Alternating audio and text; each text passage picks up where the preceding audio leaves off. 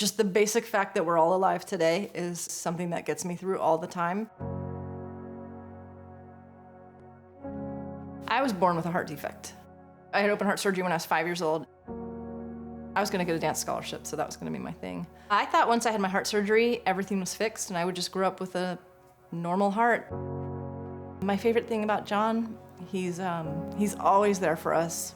I love how much he loves me. Sorry. Drove home with my buddy and I said, I'm gonna marry her. And we're 25 years this year. When John and I were thinking of having children, we went and did genetic testing and talked to cardiologists.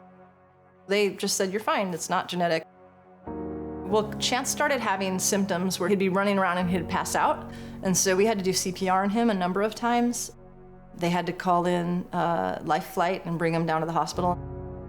That doctor came over and looked at the EKG from our room and said, there's an arrhythmia right there, that's a heart kid.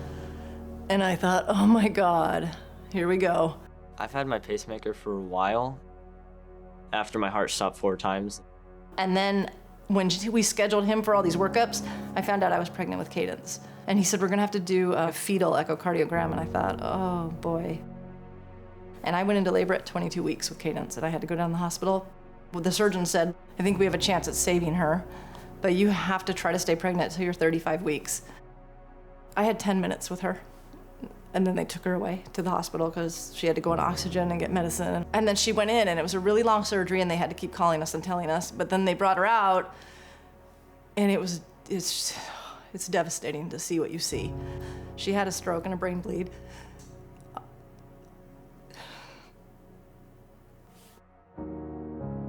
They had to open her chest without anesthesia and do heart massage. I felt so bad.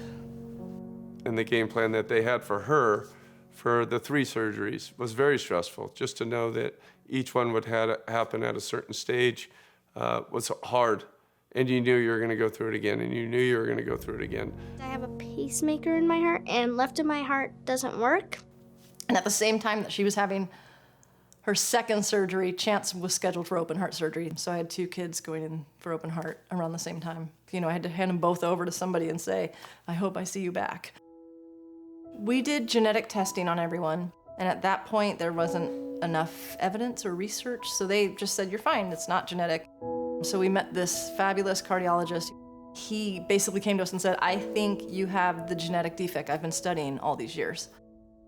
I felt bad because this was my genetic defect that I passed on. He was actually the one who said, I think you need to go get seen by your doctor again. And I went to the electrophysiologist, and she said, you need a pacemaker right now because your heart is not functioning on its own. I didn't really know where she was. Scared I'm gonna lose her.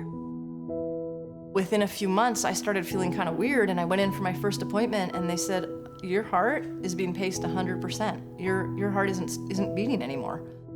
He also told the kids they need to have pacemakers because they have the same gene. I have to stay calm, so I can't freak out. So I'd go to my dog, and she'd calm me down. Echo, she is my service dog. My family has 3 heart patients. We never thought I would be with somebody that had a heart problem. My husband had a heart attack. It was a genetic predisposition. Went on a jog, on my daily jog that I would take my daughter's service dog out. Started getting a little bit lightheaded, was down, dog was circling me, was barking at the neighbor's house. Got the attention of the man that lived in there. Went to the ER, they ran some blood tests, put a nice little stent in, 98% blocked widowmaker. He's been the healthy one, the rock of the family. How is this even happening to us? I have a family still. I couldn't imagine being here right now without a son, without a daughter, without a wife, or my kids growing up without a father. CPR saves lives. Saves all 4 of us. We have been blessed with medical care that's beyond amazing. I'm grateful for medication that keeps us alive. My biggest fear for the future is that we won't continue to push medically, technologically. The research that is funded by the American Heart Association keeps our family alive.